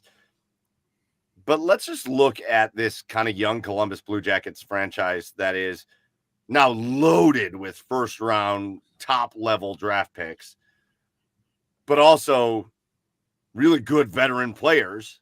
Yeah. The way that this Blue Jackets team is built versus, let's look at those early years Evason was in Minnesota with the Wild. Yeah. Are there similarities? What's the biggest differences in the way the teams are actually structured and built? Minnesota didn't have as many first round picks as the Blue Jackets have now. But it was still a relatively young team, right? It was still a team that was kind of not in a very good spot, that just needed some direction, needed somewhere to go, and Dean was able to give them that. Dean, I mean, he took that team from a 500 team all the way to a 53 win, 100 point team in his final season there. So yeah, I think it's as far as the talent is concerned. It wasn't a huge disparity. But the biggest difference between the two teams, I would say, is a little bit more flexibility with the Blue Jackets, because for the longest time, and they're still there, Minnesota's a team that's in cap hell, right? They just weren't able to make any changes to this team. They weren't able to move the team. You were just relying on the development of these players. Columbus, the cupboard is just absolutely full of guys, whether they're in the WHL, whether they're in the OHL, whether they're overseas, whether they're on the Monsters, whether they're first round picks that are on the NHL team now. You have all of these pieces that you can pull from that are going to be with the big club or going to be on the Monsters here in the next year or two. So yeah, you've got an incredible chance to build something special here in Columbus, as opposed to Minnesota, where you were just kind of stuck with what you had. When you think of what the Jackets have done this offseason with their leadership, and you think of where they came from to where they are now, obviously, and again, I don't have bad things to say about Jarmo Kekalainen. We love that guy. You still have to play him in pickleball at some point. Great dude, but now you bring in Don Waddell, who is has got a proven track record of taking teams and just making them into contenders. Mm-hmm. And now you bring in your head coach in Dean Evison, who, again, like you said, you look at his seasons in Minnesota, he had a 147, 77, and 27 record in Minnesota. And again, we're not talking about a powerhouse Minnesota franchise. They've got good players, but a track record of winning. I mean, he his last season, he had a losing season, but otherwise, like, they won far more than they lost. Right. What does this say about the direction of the franchise? And how quickly do you think these moves, without talking about player moves, how quickly do you think these moves, a new GM and a new head coach, can impact wins and losses on the ice for the Columbus Blue Jackets? This year it's hard to say, but I think at least this year, I think at least in 2 years, I think in 2 years you're going to see maybe a wild card spot type of Columbus Blue Jacket team, because this year it could happen this year, but I don't know. It still remains to be seen, because you got guys like Fantilli coming back, Ken Johnson coming back. That's another thing too, is they have to stay healthy. If they stay healthy, maybe, because again, Dean Evison is a lot like Tortorella. He's a lot like Ken Hitchcock in that they have a standard that's going to be set, and it's going to be here, and you're going to meet that standard, or else you're not going to play. You're not going to play. And when hockey teams are able to buy into that, when guys are able to buy into that, they've had success. The Blue Jackets have only had success under that type of structure, under that type of discipline, under that type of demand. So as long as he can do that while still being able to read the room and be a player's coach, I think the sky's the limit for this team. So I would say 1 year maybe, but 2 years for sure. I think this team is going to be back to, or at least going in the right direction of where they want to be at, and that's at least making the playoffs. Yeah, I felt it last year. I felt it the year before. Yeah. I mean, you just keep bringing in this influx at some point, and it's not naivety, I don't think. At some point, you bring in enough influx of young talent, and then you combine them with guys like Boone Jenner and Johnny Gaudreau and Zach Werenski and a solid veteran base. And at some point, and that it's hard to predict when it's going to be. Right. But at some point, you're going to put that together. You're going to put the right coach in place, and it's going to be a good-ass hockey team. Like that. Jerry. It would be hard for it to not happen, I think. Right. If Evison can get the most out of these guys and provide the structure that I don't think we were seeing the last 3 years from the coaches of the Blue Jackets, you look at these dudes they have brought in. Look at I mean, I know it's youth, but like, that's how teams get built. Right. At some point, this is going to click. I don't know whether it's this year either. And I'm certainly not going to sit here and be like, oh, they could win a Stanley Cup. But like, I think this team, it's ready this year to be a real problem every time it's out on the ice for the opposing team. If they can be the Ottawa Senators this year, I would be very, very encouraged. The Ottawa Senators, they didn't win a ton of hockey games over the last 2 years, but you know what they've been? They've been pesky. They've been very tough on teams, tough for teams to beat, even though those teams were eventually able to beat Ottawa. So if they can be the Senators of the last 2 years this year, you know that that something special is cooking in Columbus for sure. Yeah. Well, listen, the Jackets, the search. Two teams that we cover, the Cavaliers and the Columbus Blue Jackets. The Cavaliers with Kenny Atkinson, and that search took a minute for them to get their coach, and this Blue Jacket search took a while. I mean, we were sitting here talking about who the hell was the coach like 4 weeks ago that it looked like they were zeroing in on, and that did not happen. But I like what they said. I like what Don Waddell said, that they just took their time to find the right guy. They weren't just going to go get a guy. They wanted to get the right guy. And I think that's the philosophy that maybe was ultimately the downfall of Jarmo Kekalainen in his coaching searches. It was so clear and obvious, boys, to Don Waddell when he came in here. It was so clear and obvious what he wanted. They need a veteran coach. They need a guy that knows how to take a team that doesn't have a shit, like they do not have a clue how to win hockey games. And they need a guy that can teach them how to win hockey games. They need a veteran guy that's done it and that has a track record. And Jarmo, for as many good things as I think he did, he didn't have that approach. He didn't feel that need for the Jackets. And it seems so obvious. So Don Waddell went and got it, and we're going to see how it works out. We're going to see how it works out with the Columbus Blue Jackets starting this year as they've got their next coach. Real quick, 2 quick hitters, boys. 2 quick hitters before we do Cheers of the Week and get out of here.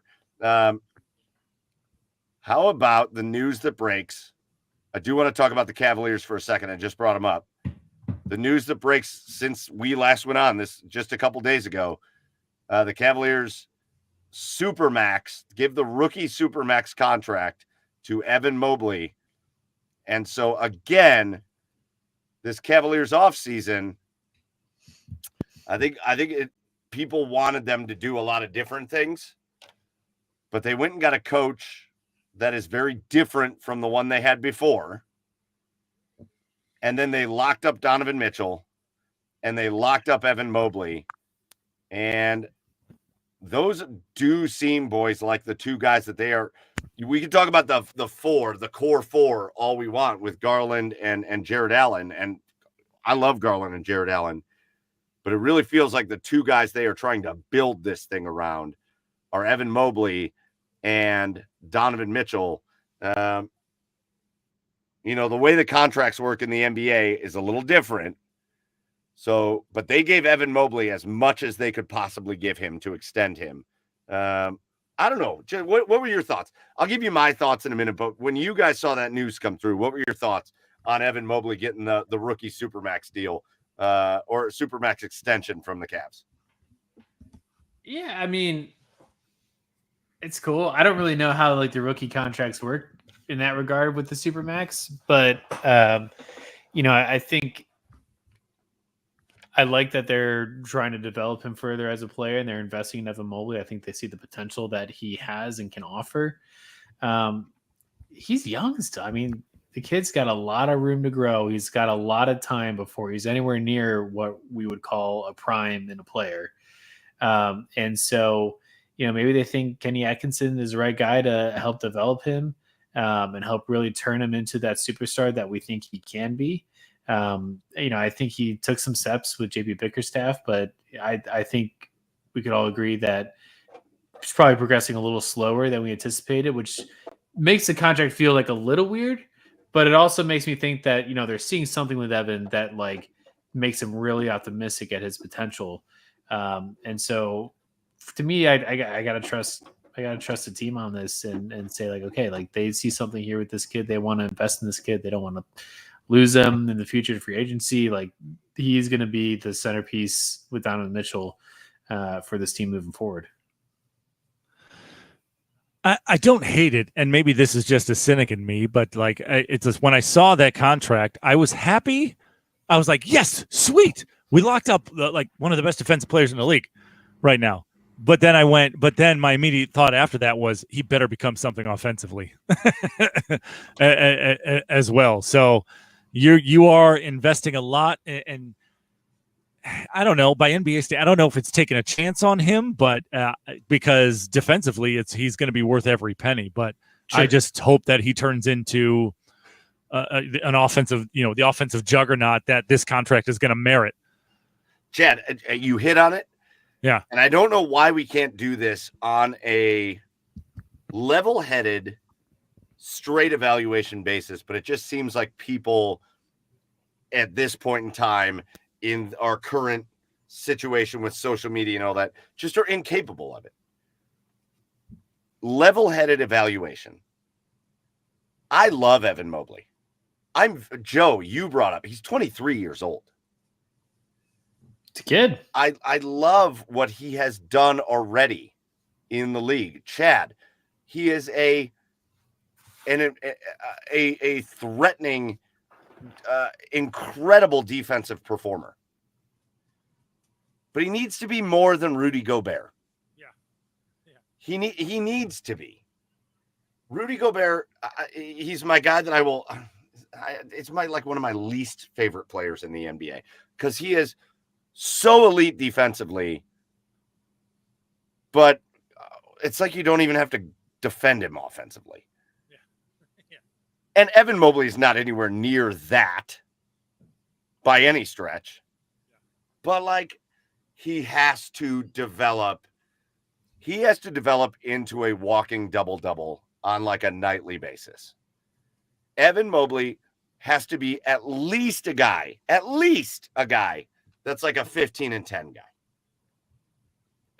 And if you could be elite defensively and a 15 and 10 guy statistics wise, then we could be talking about big time contracts.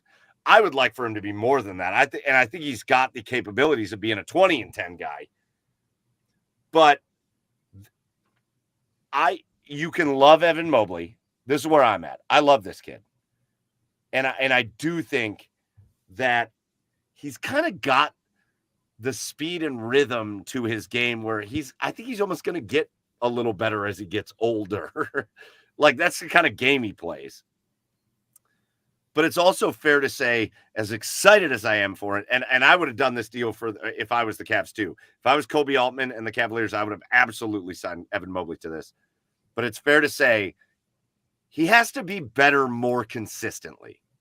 We can't just be talking about one game against the Celtics in the playoffs where he scored like 30 plus points and pulled in like 12 rebounds and be like, see, that's what he can be.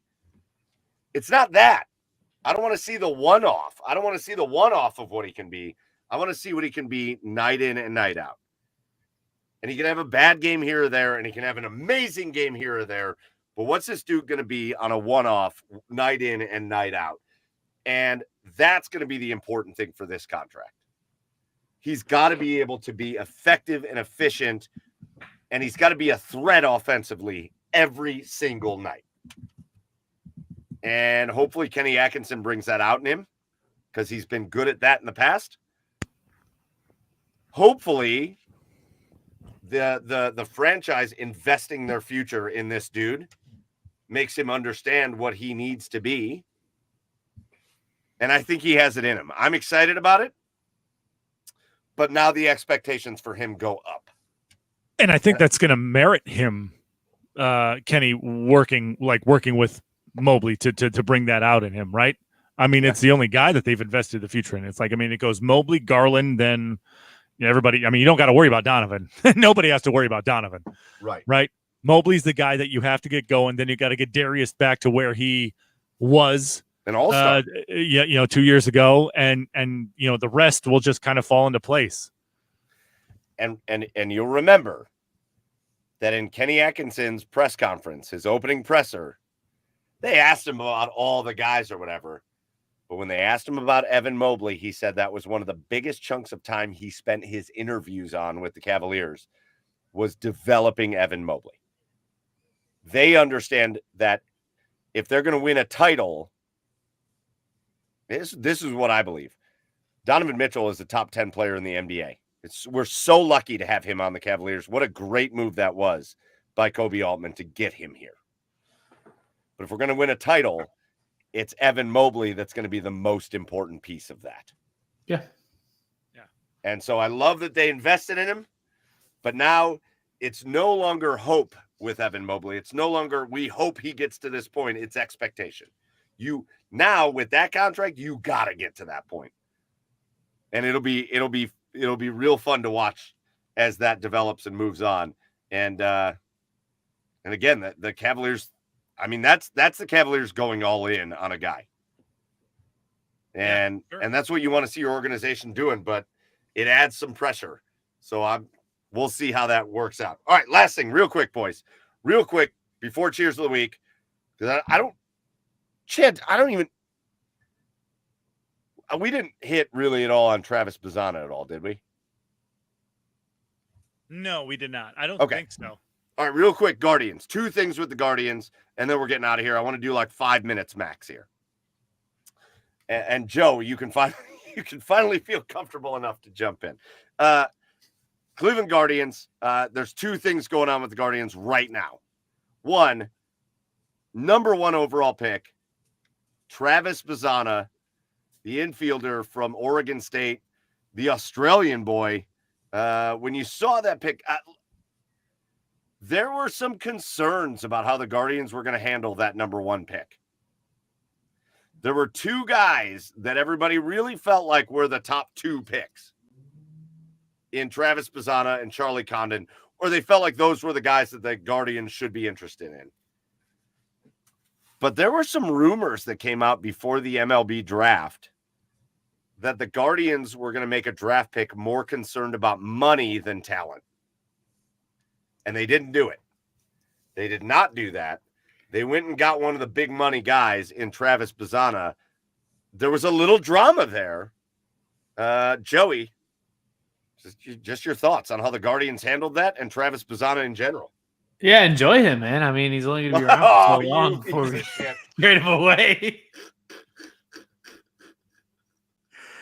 Oh man, no, I'm now he's been here for like a week. I'm stoked on him. I mean, when we were doing our pre-draft analysis, I think I had Charlie Condon as the guy I was hoping they would pick, and I don't think he could have gone wrong with either option. I think when you're talking about the MLB draft, it's almost more than any draft, just such a luck of the draw. Even with that top overall pick, it's just you just never know what you're going to get with it. But I really like what I've seen from Travis. I think that having a really solid prospect on the middle infield is really good for this team because we have a great second baseman on our team, and that's kind of it. And I really don't think that area has been a real good strength in our farm system for a number of years now. So I'd really be excited to see, how quickly he can develop. Maybe he gets to Columbus at some points before the end of the season, who knows, but really excited to see him on the team. And love having an Aussie, man. Like I said before a couple weeks ago, like we've never had a bad Travis on the team. So surely Travis Bananas here won't be an exception to that rule. Travis Bananas. It was cool as hell, though, wasn't it? To see Matthew Dellavedova reaching out. You're going to love Cleveland, fellow. Yeah. All right. I love him. Maybe he'll drink cups of coffees in between innings.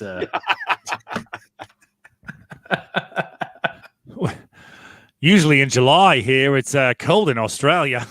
I could never do an Australian accent. I can't. That was good, Chad. Yeah, that was good. Thank you, I Mike. feel like I usually got to warm up for that, and then even when I do, it's not. Yeah. Not worth trying. Because isn't it right? Like, isn't season switched like January and February is their summer or something? Yep. Yeah. Jesus Christ. Those are called the hemispheres, Chad. Yeah, I know. I was just making sure. Jesus. No, I loved it. I got a little nervous, man. I read like 3 articles saying, we think the Guardians are going to go this direction because it's going to save them money. And I was like, what? What would that direction have been? And actually, what was the kid's name out of West Virginia? Oh, Weatherholt. Was that it? Yeah. JJ Weatherholt, I think it was rumored that he was going to sign for less money and it was going to save them money. And I'm like, if that's what you do, if they would have come out and picked him, you got a chance to get a guy that you could just build your franchise around. And yeah, I don't know. When was the last time they had the number 1 overall pick? Never. They never have. Right? Never. I don't think so. Yeah. So your first time ever, you have the number 1 overall pick. If you're going to go out and be like, we're just going to get the guy that we think is going to sign for the less money, and we think he's going to be good, but I was going to be furious. So to see them go out and take this guy, and then everything you've learned about him since, I don't know shit about Travis Bazzana. Let's be real. I know the highlights, But I'm not sitting here watching Oregon State baseball. Just like nobody's watching a full. We weren't watching Georgia baseball. We just see highlights. But what I've heard about this dude and what I know about him now is what has me most excited. He's like, comparatively speaking, it's like drafting Peyton Manning. He's like having a coach as a player. And that's what he's become known for. He's not just good because he's got the physical tools, which he does have. He's good because he's that guy. He became notorious for pulling his teammates in and telling them what they were doing right and wrong and helping them fix their swings. He became notorious for Oregon State for pulling the pitchers in and being like, hey, this is why you're getting hit because you're doing this and this, and the hitters know it. He's like having a coach out there. And that's a very exciting prospect to go along with a dude that walks more than he strikes out. His get on base rate is unbelievable. His swing and miss rate is unbelievable, but he combines it with pop and power. Like I said, to me, the name that pops up when I think of this kid and what I know about him now, this is like drafting Peyton Manning. And I think it can work out that. Like, I think this is a kid that if he comes up to his full potential, can make the whole team better once he's on the unit. So I'm super excited about it. That's very exciting. Yeah, I can't wait. I will be going to see him on Tuesday. At the Lake. Is that going to be his first game? Lake County. Yeah. Is that his first game? Yeah. So Well, I will give a full something. report. Well, I guess I won't be able to be on the pod next week. Oh, that's all right. That's okay. Yeah. You know what? We'll bring you in for just a quick live report from the stadium. Yeah, done. Real quick, the Guardians today snap a little bit of a cold streak. Well, not snap it. They're still kind of in it. But they beat the Tigers today, who the Tigers are just going to be one of their teams that they struggle with this year. I've already accepted it, even though we're almost done with them, thank God. But they do beat the Tigers today. The offense comes to life again. But, boys, they're in a little bit of a slump right now. The Guardians are not scoring runs on a consistent basis right now. They got to get that figured out. But here we are at the trade deadline. This week, I think, what is it? Just in a couple of days. Yeah. Or no, the end of the week is the trade deadline. What are we looking for here, boys? Because they got to be buyers. You're up. They, as you will see from Kenny Miller, in the win today against the Tigers, they picked up a game on the Tigers and the Twins and the Royals in the division. So now they're back up to a 5-game lead in the division. They're going to be buyers. What are we looking for here, boys? What are we trying to get in this market?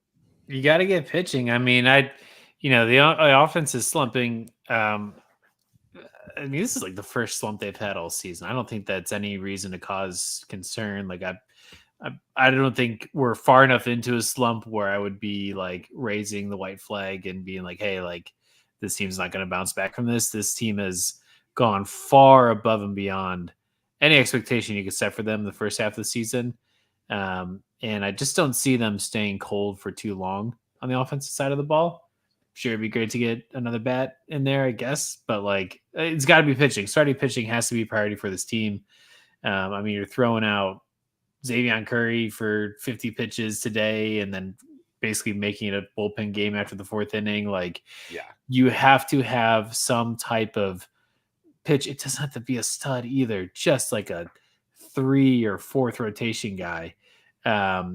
So like the Eric Fetty guy from the White Sox, like that is just like a match made in heaven, I think, for this team, where you're not going to break the bank. You don't have to give up a ton to get this guy. And he could be a productive member of the pitching staff. But I mean, you got to look at teams too that are high payroll and really underperforming. Like I'm sure the Mets have some guys that they'd be willing to get rid of. Blue Jays have been underperforming this year, and they have a huge list of names on their team. So it's got to be pitching. I got two names that I would love to see them go after. Go after one of these White Sox starters. I mean, I think Fetty's great, but if the White Sox are truly shopping Garrett Crochet, go get him. Go get him. Oh, Why? What do you mean why? He's great. No, he's not. Yes, he is. No, he's not. He's great, and he's also he's had like 7 straight seasons of a 5+ ERA with the Nationals. He's really good, and he's also 6 years younger than Fetty. So thought process there. Here's the other name that's come up recently, because maybe the division they're in, but it's not a great team this year.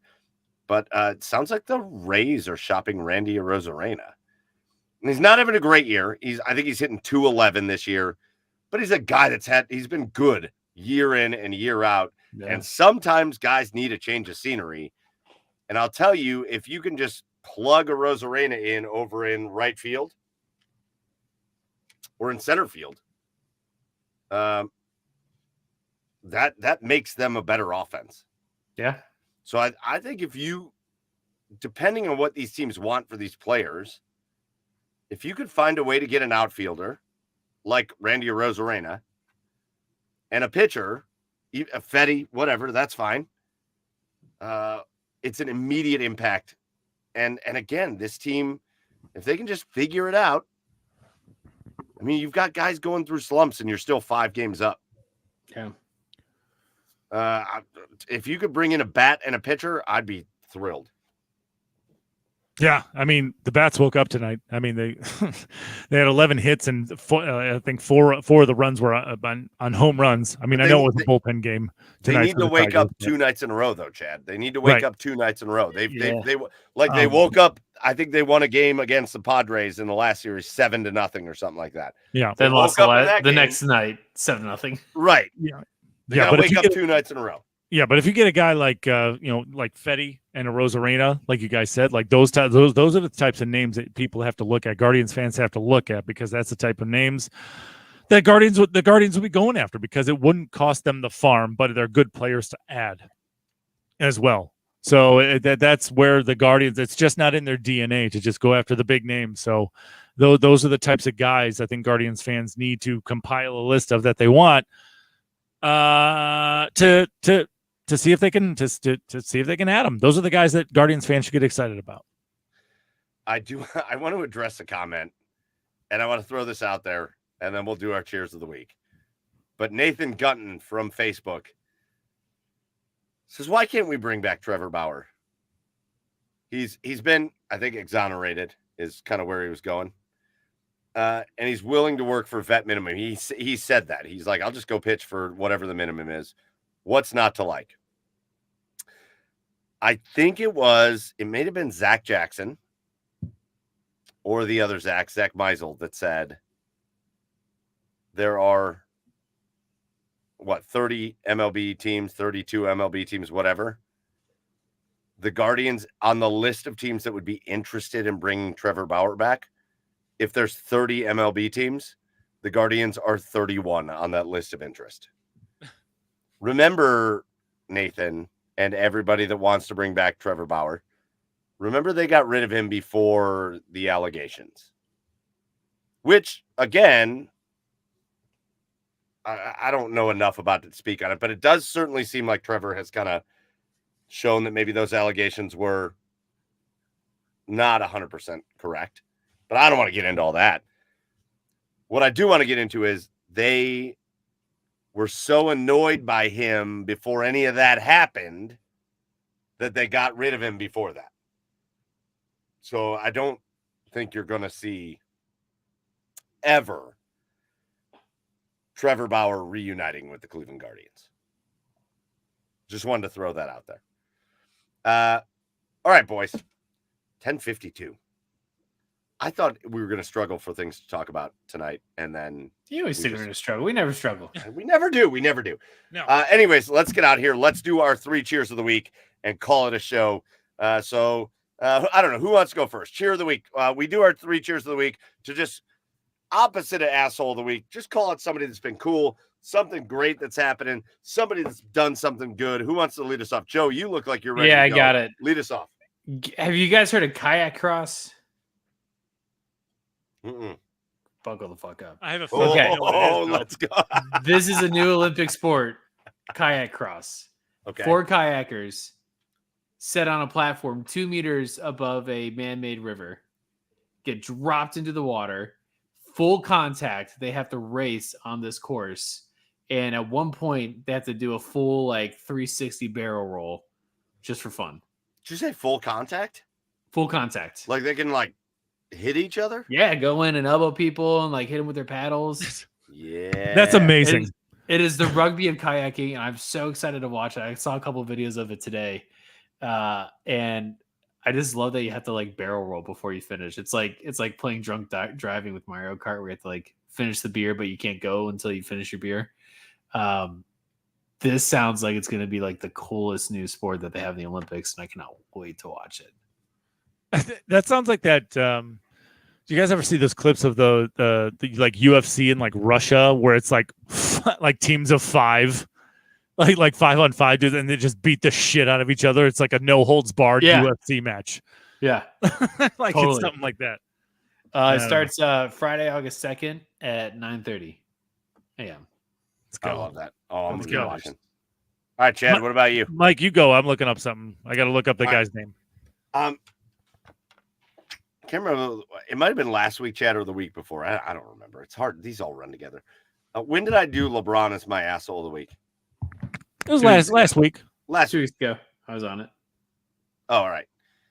Yeah, I did LeBron as my asshole of the week because I didn't like how things were being treated with Bronny and all that. My cheer of the week is going to go to LeBron James. Let's go.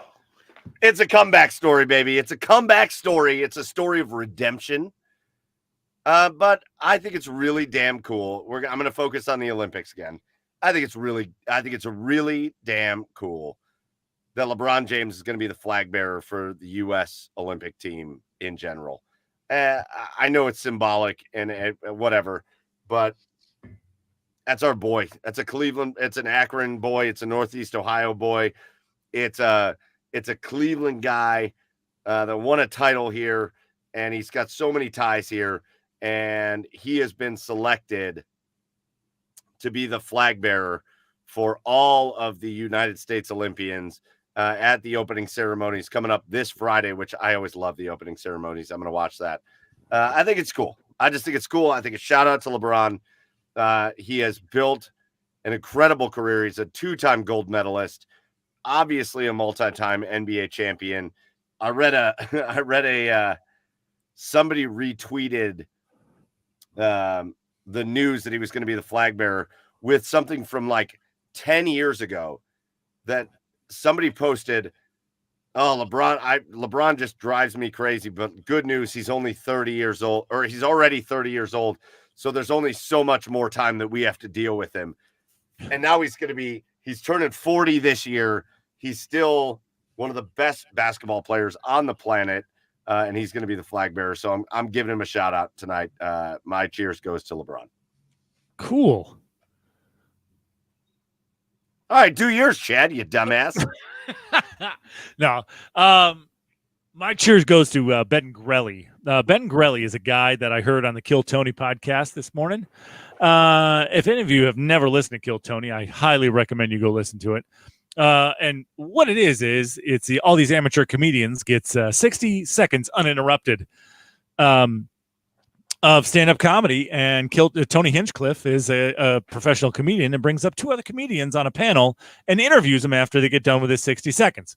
Well, this guy, Ben Grelly, his stand-up was okay, right? There was a couple of laughs. He was an older guy. You could tell he was an older guy.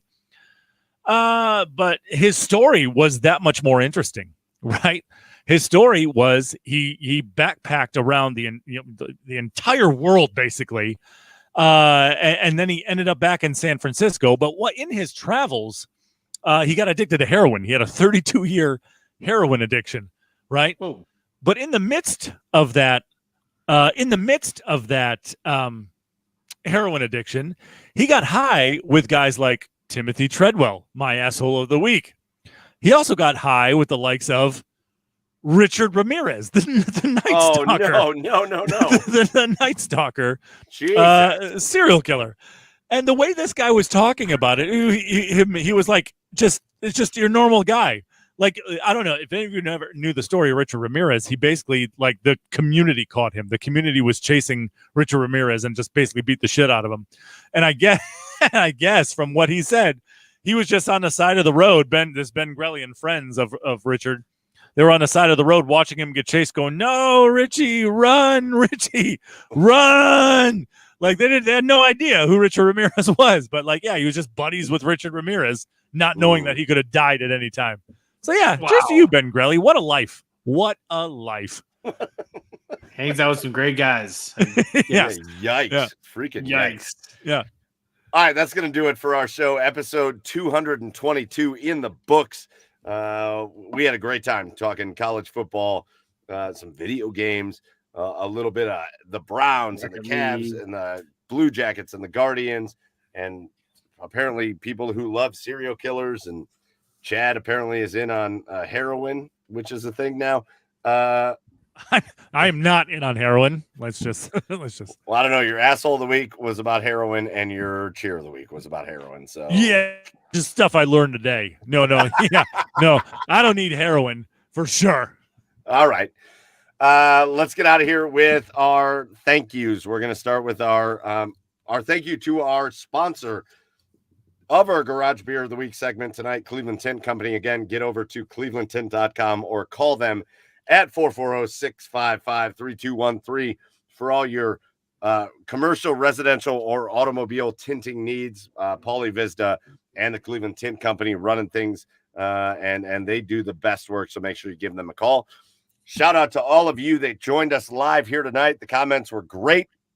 We appreciate you telling us what you're drinking and then hanging out talking sports with us. If you joined us live tonight, cheers to you.